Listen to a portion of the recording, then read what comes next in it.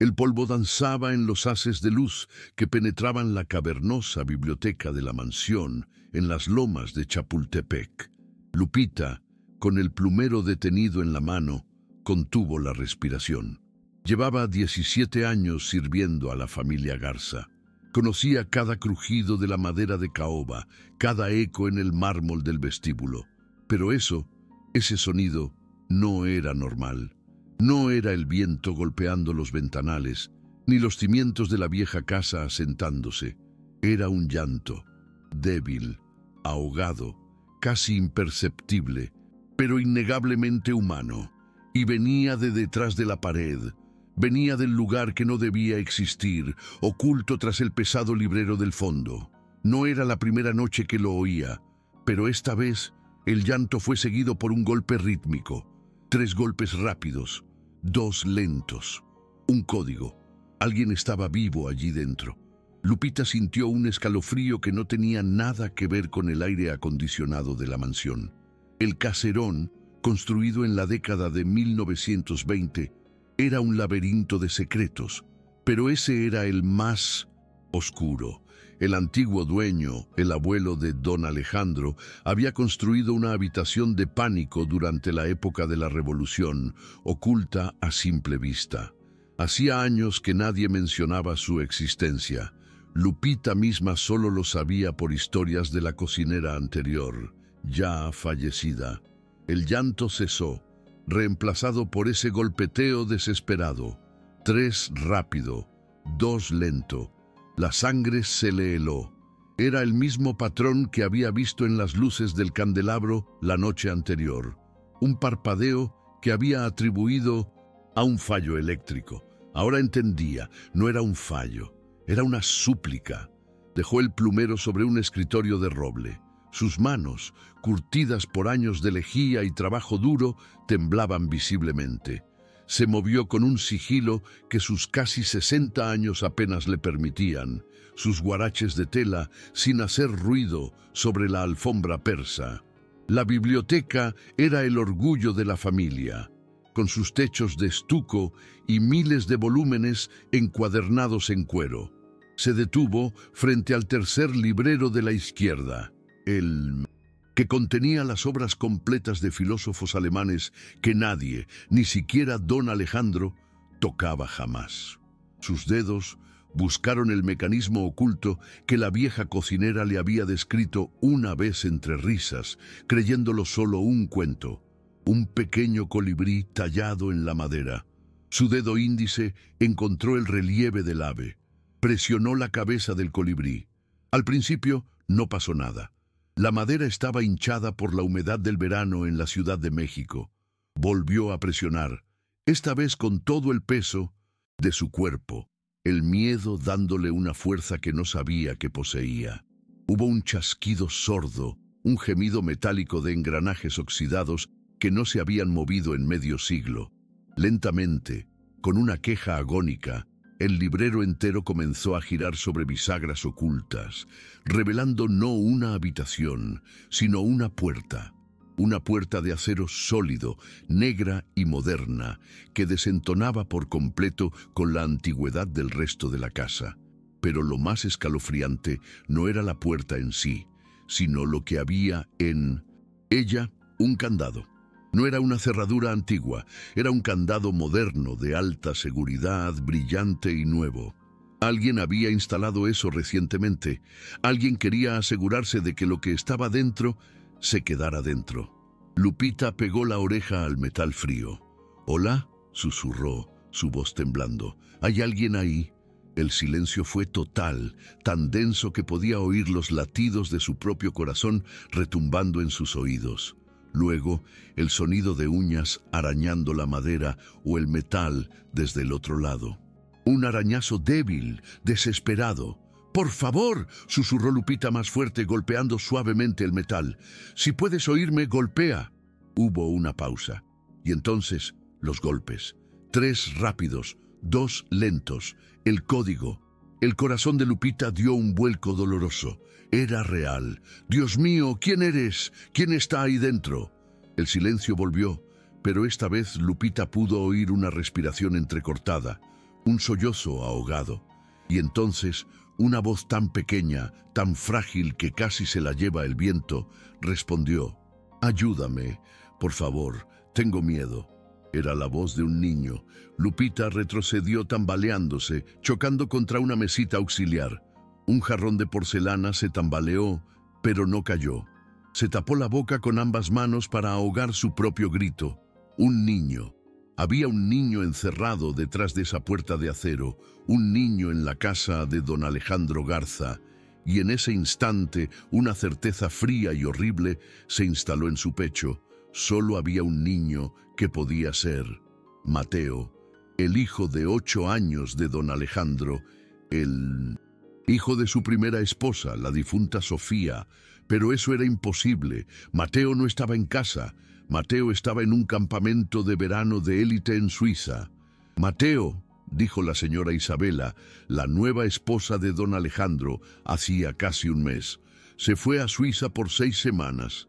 Alejandro pensó que sería bueno para él, para que aprendiera idiomas y se distrajera. Isabela lo había dicho con esa sonrisa suya, perfecta y vacía, mientras tomaba su jugo verde en la terraza de Polanco. Lupita había sentido que algo estaba mal entonces. Mateo era un niño tímido, apegado a su padre y a ella, a sus cómics y a los rincones familiares de la biblioteca. Nunca había mencionado querer ir a Suiza, pero don Alejandro viajaba tanto, siempre en Monterrey o Nueva York por negocios, que confiaba ciegamente en Isabela para manejar la casa y al niño. Lupita volvió a la puerta, el terror reemplazado por una furia helada. «¿Mateo? ¿Eres tú, Mateo?», susurró con urgencia. Del otro lado, solo un sollozo desgarrador. «Tía Lupita, ¿eres tú? Tengo sed». El alma de Lupita se partió en dos. Era él. No estaba en Suiza. Estaba aquí, a pocos metros de su vida normal, muriendo de hambre y sed, encerrado como un animal por alguien en su propia casa. «Voy a sacarte, mi niño. Te lo juro por la Virgencita de Guadalupe, voy a sacarte». Pero el candado era grueso. No tenía llave, y sabía, con una certeza que la enfermaba, quién la tenía. En ese preciso momento, escuchó el sonido de un auto de lujo deteniéndose en la entrada principal, el gruñido del motor deportivo de Isabela. Eran las 3 de la tarde. Había vuelto de sus compras en la avenida Presidente Masaryk. Lupita entró en pánico. Rápidamente empujó el librero de vuelta a su lugar. El mecanismo rechinó, pero finalmente encajó con un golpe sordo, ocultando la puerta de acero y el horror que contenía. Corrió hacia sus utensilios de limpieza, recogió el plumero y trató de calmar su respiración justo cuando la puerta principal de la mansión se abrió. «Lupita, ¿dónde demonios estás? Llevo 5 minutos esperando». La voz de Isabela era cristalina y cortante, como un diamante. Entró en la biblioteca, sus tacones de aguja haciendo un ruido agudo y autoritario sobre el mármol del vestíbulo, y luego silenciándose en la alfombra. Isabela era 20 años más joven que don Alejandro, espectacularmente hermosa, con cabello negro azabache y ojos verdes que parecían ver a través de todo. Hoy vestía un conjunto blanco impecable y cargaba al menos 5 bolsas de diseñador que dejó caer en el sofá. «¿Por qué estás aquí sudando? Te pago para que limpies, no para que leas». Lupita mantuvo la cabeza gacha, un gesto de sumisión aprendido durante 17 años. «Perdón, señora Isabela, estaba limpiando el polvo de los libreros altos», mintió y odió el sabor de la mentira en su boca. Pero sus manos no dejaban de temblar. El plumero se sacudía visiblemente. Isabela, que nunca se perdía un detalle que pudiera usar en su contra, entrecerró sus ojos en verdes. Se acercó a Lupita, un perfume caro y abrumador anunciando su llegada. No miró a Lupita, sino al librero que acababa de cerrar. «Qué extraño», dijo Isabela, su voz peligrosamente suave. Pasó un dedo enguantado por el lomo de un libro en el estante giratorio. Nadie ha tocado estos libros en años. ¿Por qué limpiarías algo que nadie ve?» Lupita sintió que el aire le faltaba. Solo sigo mi rutina, señora. Limpio todo. Isabela la miró fijamente. Una sonrisa fina que no llegaba a sus ojos se dibujó en su rostro perfecto. Estás pálida, Lupita, y sudas frío. ¿No será que el calor de la ciudad te está afectando? ¿O quizás estás demasiado vieja para este trabajo? Lupita apretó los puños. Estoy bien, señora. Solo es el calor.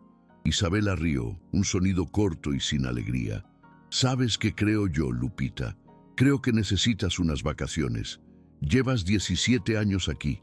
Casi eres parte del mobiliario. Pero incluso los muebles viejos necesitan un descanso. El pánico se apoderó de Lupita. ¿Vacaciones? ¿Ahora? No podía irse. No podía dejar a Mateo. No, señora, de verdad. Estoy bien. No necesito vacaciones. Tengo mucho trabajo aquí. Yo creo que sí, insistió Isabela, su voz endureciéndose, perdiendo la falsa amabilidad.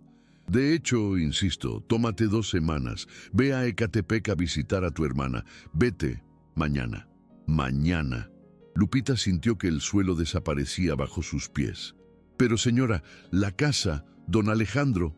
Yo me encargo de Alejandro. Ya está. Decidido. Contrataré a alguien temporal mientras no estás. Necesitas descansar. Isabela se dio la vuelta, recogiendo sus bolsas. Se detuvo en la puerta de la biblioteca y miró hacia atrás, su rostro una máscara de fría autoridad.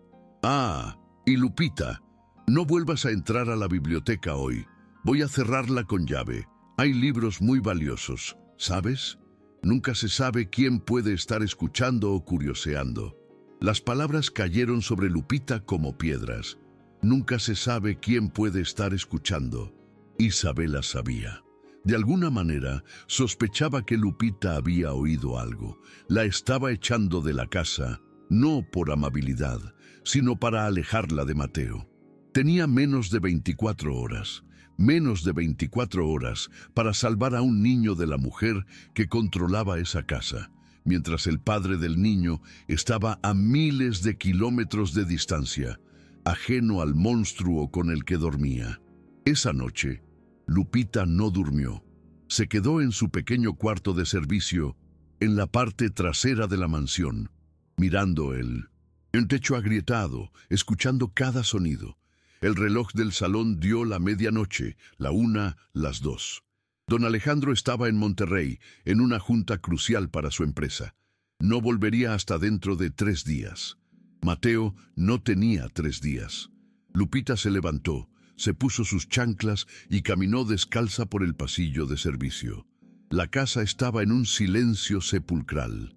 Isabela estaría dormida, probablemente con su máscara de seda para los ojos y tapones para los oídos. Lupita subió la escalera principal, evitando el 7º escalón que siempre crujía. Llegó a la biblioteca. La gran puerta doble estaba cerrada, pero cuando Lupita giró el pomo, descubrió que no estaba con llave. Isabela había mentido, o la había subestimado, dejándola abierta como una trampa para ver si Lupita desobedecía. A Lupita no le importó. Empujó la puerta lentamente. La luz de la luna entraba por los ventanales, bañando las estanterías en una luz plateada y fantasmal. Corrió hacia el tercer librero, presionó el colibrí. El mecanismo rechinó. La puerta de acero apareció, el candado brillando siniestramente a la luz de la luna. Se arrodilló, pegando su boca a la diminuta rendija entre la puerta y el marco. Mateo, soy yo, tía Lupita. ¿Estás despierto? Silencio. El pánico la atenazó. ¿Y si ya era demasiado tarde? ¿Y si se había desmayado? Mateo, por el amor de Dios, contéstame. Entonces, un golpe débil. 3 rápidos, 2 lentos. Seguía vivo. Tía Lupita. La voz era un hilo, mucho más débil que antes. Tengo tanta sed y huele mal aquí. Lupita cerró los ojos, luchando contra las náuseas.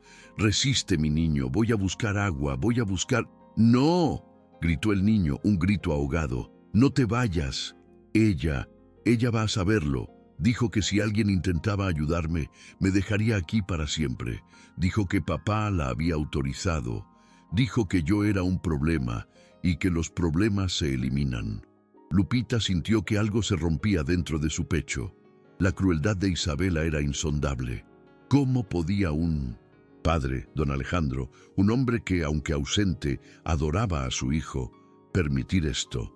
La respuesta era obvia. No lo sabía. Isabela lo había engañado.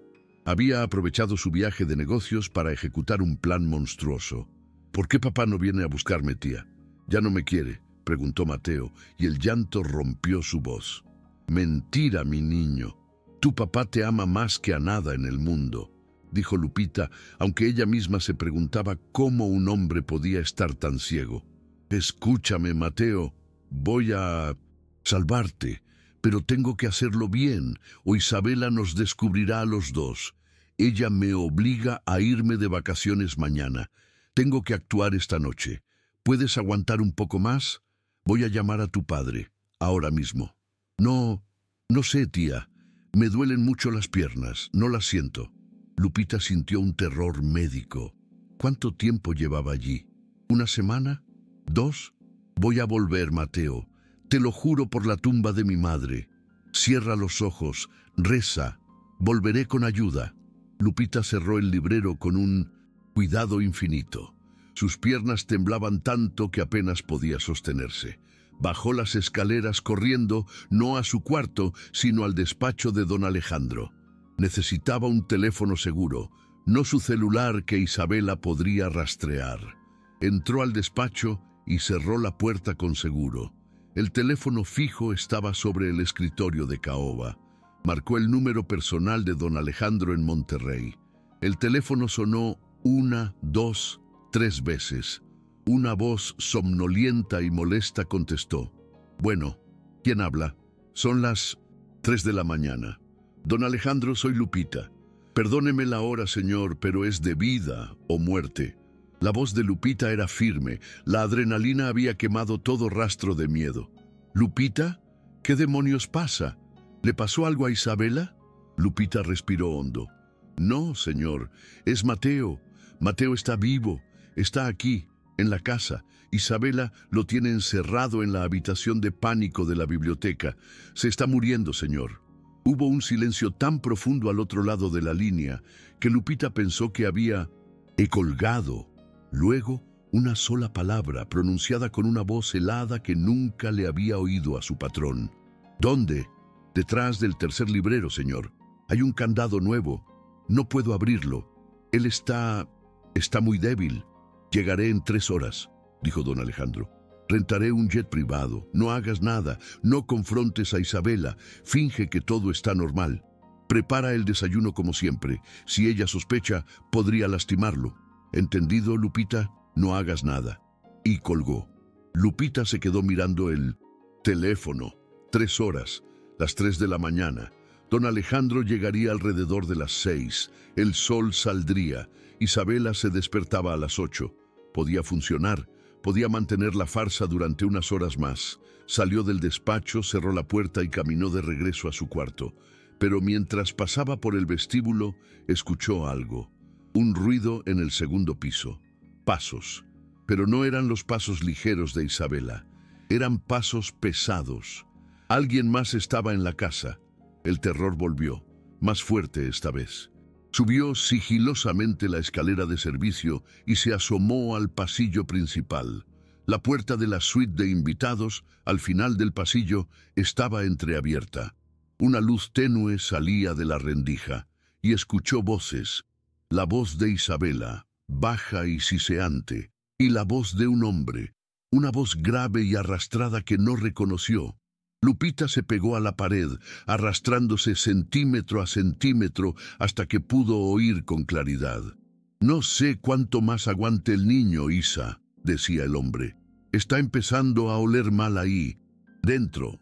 Y si se muere, el plan se arruina. Se supone que debe desaparecer, no que lo encuentren muerto en la casa. Isabela rió. Aguanta, chango. Es solo hasta que Alejandro firme los papeles del fideicomiso. con el niño desaparecido en Suiza y él destrozado por el accidente de Mateo, los médicos lo declararán incompetente. El fideicomiso pasa a mí, toda la fortuna Garza será mía, pero si encuentran al niño ahora, estoy acabada. Lupita sintió que el estómago se le revolvía. ¿Accidente? ¿Fideicomiso? Esto era peor que el abuso. Era un plan premeditado para robarle todo a don Alejandro, usando la desaparición y la supuesta muerte de su propio hijo. ¿Y qué hay de la vieja?, preguntó el hombre, al que llamó Chango. La empleada.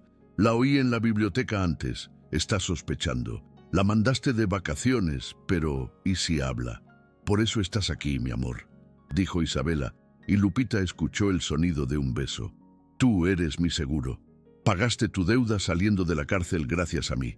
Ahora me la pagas. Mañana, cuando Lupita se vaya, te quedarás aquí. Si intenta algo, si intenta llamar a alguien, te encargas de ella. ¿Entendido? Haz que parezca un accidente. Una vieja cayendo por las escaleras. Nadie sospechará. Silencio. Está bien, Isa, pero después de esto estamos a mano y quiero mi parte. Lupita retrocedió, ahogando un grito en su rebozo. Isabela no solo estaba torturando a Mateo, tenía un cómplice, un criminal, su amante, viviendo en la casa, y planeaban matarla a ella también. Ya no podía esperar a don Alejandro. Las 3 horas se habían convertido en una sentencia de muerte. Tenía que sacar a Mateo ahora, y tenía que neutralizar al Chango y a Isabela ella sola. Volvió a su cuarto, el corazón latiéndole a 1000 por hora. Miró el teléfono roto en el suelo. No podía llamar a la policía. No podía llamar a don Alejandro de nuevo.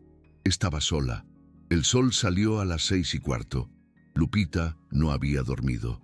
Había pasado las últimas 2 horas formulando un plan.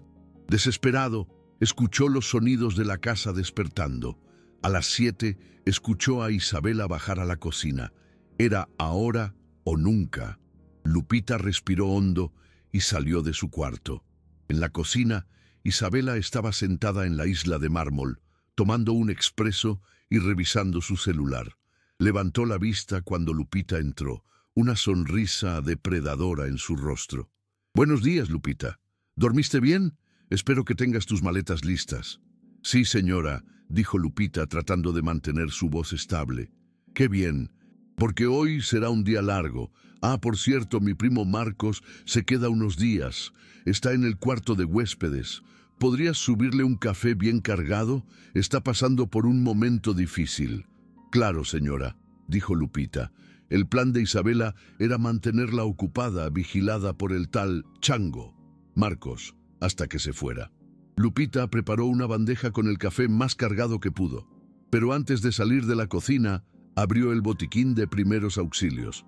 Allí estaba, el frasco de pastillas para dormir de Isabela, clonazepam, las que tomaba para el estrés del vuelo.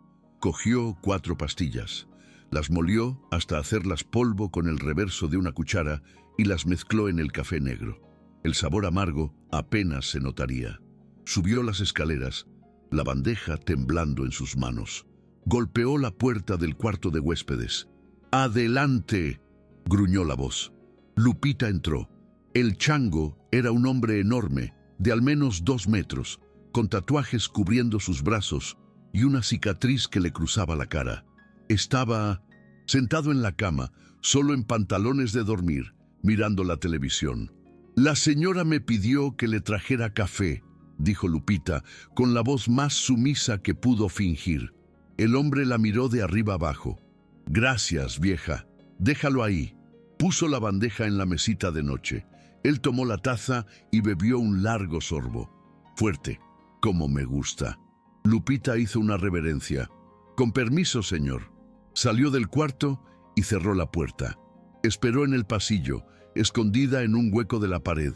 Contó los minutos. 1, 5, 10. A los 15 minutos escuchó un golpe sordo dentro de la habitación, como algo pesado cayendo al suelo. Esperó otros 5 minutos, rezando a todos los santos que conocía. Luego abrió la puerta lentamente. El chango estaba tirado en el suelo, roncando profundamente, la taza de café vacía a su lado. El clonazepam había funcionado más rápido de lo que esperaba. No estaba muerto, pero estaría fuera de combate por horas. Uno menos. Ahora quedaba Isabela. Y el candado. Corrió. Escaleras abajo. Isabela seguía en la cocina, ahora hablando por teléfono, riendo. Sí, ridículo. Alejandro cree que el niño está aprendiendo francés. ¡Qué idiota! Lupita pasó de largo sin que la viera y fue directo al cobertizo de herramientas del jardín. Necesitaba algo para romper el candado. Tomó unas cizallas enormes, las que usaba el jardinero para las ramas gruesas. Eran pesadas. Volvió a entrar. Isabela seguía al teléfono. Claro que te veré esta noche, cariño. El chango cuidará la casa. Lupita subió las escaleras. Entró a la biblioteca cerrando la puerta detrás de ella. Corrió al librero. Lo abrió. La puerta de acero. Puso las cizallas alrededor del arco del candado. Hizo fuerza. Apretó con cada fibra de su ser, la furia y el miedo dándole una fuerza sobrehumana. El metal gimió. Lupita. ¿Qué demonios es ese ruido? La voz de Isabela estaba justo afuera de la puerta de la biblioteca. Había colgado. Había escuchado. El pomo de la puerta de la biblioteca giró violentamente. Estaba cerrada con llave. Lupita la había cerrado por instinto. Lupita, ábreme esta puerta ahora mismo o te juro que te mato. Isabela empezó a golpear la puerta con algo pesado. Mateo, cúbrete, gritó Lupita. Volvió a las cizallas. Apretó una última vez. Con un chasquido metálico ensordecedor, el candado se rompió y cayó al suelo. Lupita arrancó la barra de metal y abrió la puerta de acero. El olor la golpeó primero, un hedor a enfermedad, a orina y a desesperación. Y allí, en la oscuridad total, sobre un colchón sucio, estaba Mateo. Estaba pálido como un fantasma, los labios azules, los ojos hundidos. Sus piernas estaban hinchadas y de un color oscuro y antinatural. «Tía», susurró él, extendiendo una mano débil. En ese momento, la puerta de la biblioteca se abrió de golpe. Isabela había usado una llave maestra. Sus ojos verdes estaban desorbitados por la furia. Vio el candado roto.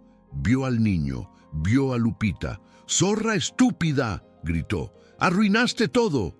Isabela se abalanzó sobre Lupita, no hacia el niño, sino hacia ella. La empujó contra el librero. Las dos mujeres cayeron al suelo, rodando entre libros y polvo. Isabela era más joven, más fuerte, y peleaba con la desesperación de una asesina acorralada. Sus uñas se clavaron en el cuello de Lupita. «Te dije que te encargaría de ti», siseó. Lupita sintió que el aire se le escapaba. El mundo empezó a oscurecerse. Vio la cara de Mateo, aterrorizado, mirando desde la oscuridad del cuarto secreto. No podía morir, no ahora. Con sus últimas fuerzas, agarró un pesado pisapapeles de bronce de la mesita caída y golpeó a Isabela en la sien. Isabela gritó de dolor y sorpresa. Su agarre se aflojó. Lupita rodó y se puso de pie, jadeando. Isabela se levantó, la sangre manando de su sien, su hermoso rostro contorsionado por el odio puro. «Vas a pagar por esto». Volvió a lanzarse, pero justo cuando sus manos alcanzaban el cuello de Lupita de nuevo, la puerta principal de la mansión se abrió de golpe. «¡Isabela!». La voz de don Alejandro retumbó como un trueno. Isabela se congeló, se giró lentamente. Don Alejandro estaba en la puerta de la biblioteca, su rostro pálido e irreconocible por la rabia. Detrás de él, dos paramédicos con una camilla y dos policías federales con las armas desenfundadas. Había llegado. No había esperado las 3 horas. Había llamado a la policía desde el aire. «Alejandro, cariño, gracias a Dios que llegaste», tartamudeó Isabela, la sangre goteando en su blusa blanca. Esta mujer, esta loca, Lupita, secuestró a Mateo. Lo encontré y trataba de salvarlo cuando me atacó. Por un segundo terrible, el mundo se detuvo. Lupita vio la duda en los ojos de don Alejandro. La mentira era tan monstruosa, tan audaz. Pero entonces una voz débil vino del cuarto oscuro. «Papi, papi, ella miente». Don Alejandro apartó a Isabela de un empujón tan fuerte que ella cayó al suelo. Corrió hacia el cuarto secreto. Los paramédicos lo siguieron con linternas. Lo que vieron hizo que uno de ellos maldijera en voz baja: «Dios mío, necesitamos sacarlo ya. Tiene gangrena en las piernas. Está en shock séptico». Don Alejandro cayó de rodillas junto al colchón sucio. Vio a su hijo, un esqueleto pálido cubierto de llagas. «Mateo, hijo mío, Dios mío, ¿qué te hice? Papi, ¿viniste?», susurró Mateo antes de que sus ojos se cerraran. «Está perdiendo el conocimiento», gritaron los paramédicos. Lo levantaron con cuidado, lo pusieron en la camilla, le pusieron una máscara de oxígeno. Lo sacaron corriendo de la biblioteca, pasando junto a Isabela, que seguía en el suelo, ahora llorando histéricamente. «¡No! Alejandro, tienes que creerme. Fue ella, esa bruja», gritaba. Uno de los policías se acercó a ella. «Señora Isabela Garza, queda usted detenida por el intento de homicidio y secuestro de un menor». El oficial le puso las esposas. Isabela dejó de llorar y su rostro se volvió una máscara de odio puro. Miró a Lupita. «¡Tú! ¡Maldita gata!». Don Alejandro se detuvo junto a Lupita. No dijo nada, solo la miró, sus ojos llenos de un dolor y una culpa tan profundos que Lupita tuvo que apartar la mirada.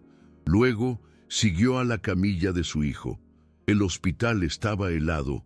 Lupita estaba sentada en una silla de plástico duro en la sala de espera de cuidados intensivos pediátricos, todavía con su uniforme de trabajo manchado de sangre y polvo.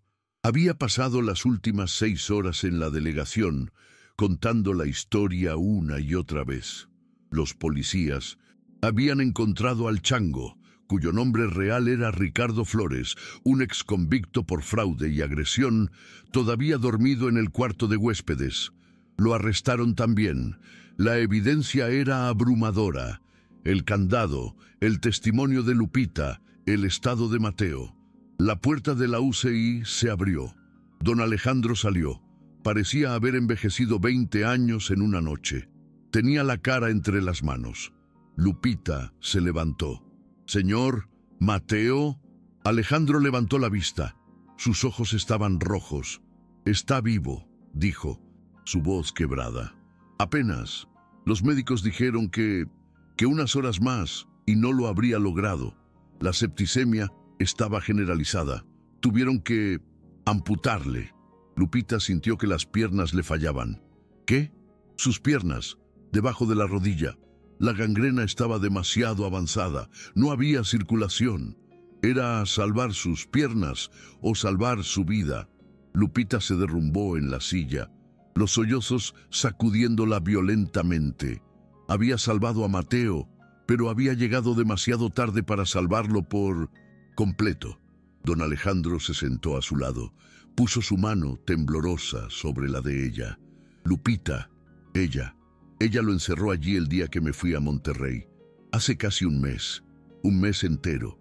Le pasaba un poco de agua y pan cada 2 días, lo suficiente para mantenerlo vivo, pero lo suficientemente poco para que se debilitara. Ella quería que pareciera que se había perdido en Suiza, que había muerto en un accidente de senderismo», dijo Lupita. «Lo sé», dijo Alejandro, su voz muerta. «La policía encontró los correos electrónicos, los papeles del fideicomiso. Estaba planeando declararme mentalmente incompetente por el dolor de perder a mi único heredero, y su amante, el chango, iba a ser su testigo. Ella se quedaría con todo». Miró a Lupita, sus ojos llenos de una vergüenza insoportable. «Y yo la dejé entrar. Me casé con ella. Ignoré a mi hijo. Ignoré mi instinto. Y tú, que no tienes nada, lo arriesgaste todo. Ella te habría matado, Lupita. Él es mi niño también. Señor, susurró Lupita, yo lo cuidé desde que nació. Era mi deber. Don Alejandro apretó su mano. Ya no eres mi empleada, Lupita. Eres mi familia. Eres lo único que me queda de familia. Te quedarás en la casa, no en el cuarto de servicio, sino en la suite de invitados principal, y cuidaremos de Mateo juntos. Si él sobrevive a esto, será gracias a ti. Los meses que siguieron fueron un infierno y una bendición. Mateo sobrevivió. Pasó 2 meses en el hospital, luchando contra infecciones, sometiéndose a múltiples cirugías. Cuando finalmente despertó del todo, lo primero que vio fue a Lupita sentada junto a su cama, tejiendo. Tía, aquí estoy, mi amor, aquí estoy. Él miró hacia abajo, hacia el bulto plano bajo las sábanas donde debían estar sus pies, y lloró. Lupita lloró con él. Don Alejandro cumplió su palabra. Vendió la mansión de las Lomas. No podía soportar estar en la misma casa donde su hijo había sufrido tanto. Compró un departamento moderno y luminoso en Santa Fe, adaptado para sillas de ruedas. La biblioteca de caoba fue reemplazada por ventanas de piso a techo. Despidió a toda la antigua servidumbre, excepto a Lupita. Le dio a Lupita un sueldo de por vida, pero ella se negó a aceptarlo sin trabajar. Se convirtió oficialmente en la cuidadora principal de Mateo, su enfermera, su confidente y su segunda madre. El juicio de Isabela fue rápido. Con el testimonio de Lupita, los registros médicos de Mateo y la confesión completa del chango, que cambió su testimonio a cambio de una sentencia reducida, Isabela fue condenada. El juez, horrorizado por la crueldad premeditada del crimen, le dio la sentencia máxima: 50 años de prisión sin posibilidad de libertad condicional por intento de homicidio calificado, secuestro y abuso infantil. Cuando se leyó la sentencia, Isabela no mostró remordimiento, solo la misma furia fría que Lupita había visto en la biblioteca. Pasaron 2 años. Mateo aprendió a usar sus prótesis. Era un niño notablemente resiliente. Con terapia intensiva, tanto física como psicológica, comenzó a recuperarse. Volvió a la escuela. Don Alejandro, por su parte, vendió la mitad de su empresa. Dejó de viajar. Se dedicó por completo a su hijo.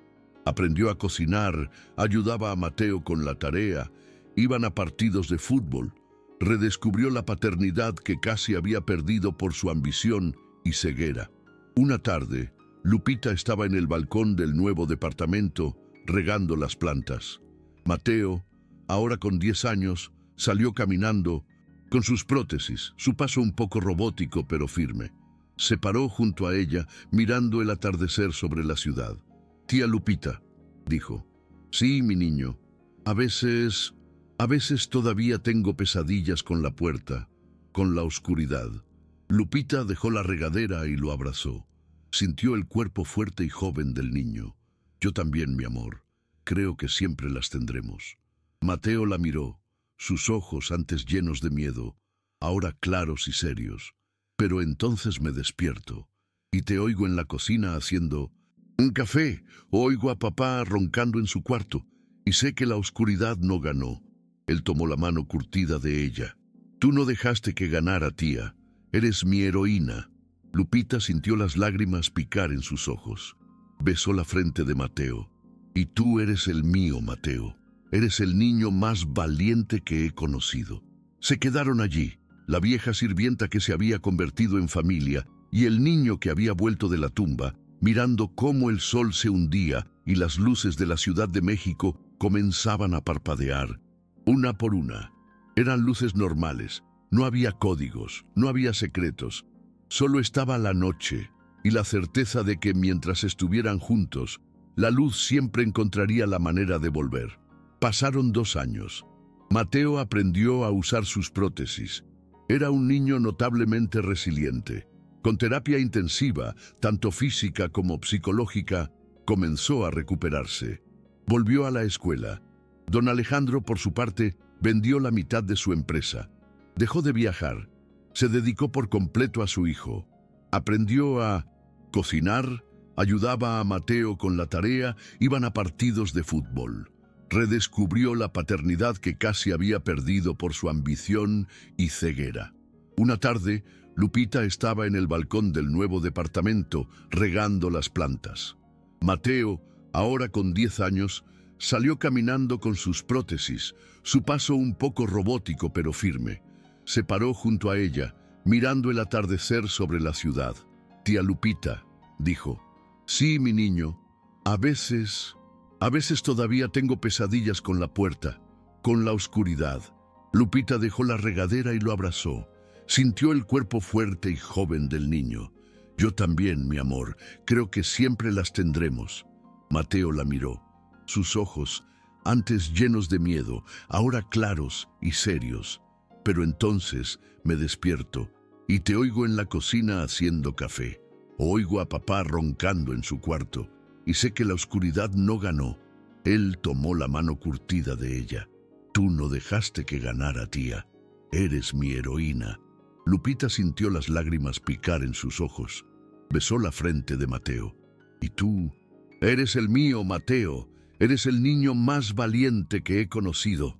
Se quedaron allí, la vieja sirvienta que se había convertido en familia y el niño que había vuelto de la tumba, mirando cómo el sol se hundía y las luces de la Ciudad de México comenzaban a parpadear una por una. Eran luces normales, no había códigos, no había secretos, solo estaba la noche y la certeza de que, mientras estuvieran juntos, la luz siempre encontraría la manera de volver. Pasaron 2 años. Mateo aprendió a usar sus prótesis. Era un niño notablemente resiliente. Con terapia intensiva, tanto física como psicológica, comenzó a recuperarse. Volvió a la escuela. Don Alejandro, por su parte, vendió la mitad de su empresa. Dejó de viajar. Se dedicó por completo a su hijo. Aprendió a cocinar. Ayudaba a Mateo con la tarea. Iban a partidos de fútbol. Redescubrió la paternidad que casi había perdido por su ambición y ceguera. Una tarde, Lupita estaba en el balcón del nuevo departamento, regando las plantas. Mateo, ahora con 10 años, salió caminando con sus prótesis, su paso un poco robótico pero firme.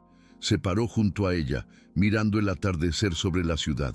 «Tía Lupita», dijo. «Sí, mi niño, a veces todavía tengo pesadillas con la puerta, con la oscuridad». Lupita dejó la regadera y lo abrazó. Sintió el cuerpo fuerte y joven del niño. «Yo también, mi amor. Creo que siempre las tendremos». Mateo la miró. Sus ojos, antes llenos de miedo, ahora claros y serios. «Pero entonces me despierto y te oigo en la cocina haciendo café, o oigo a papá roncando en su cuarto y sé que la oscuridad no ganó».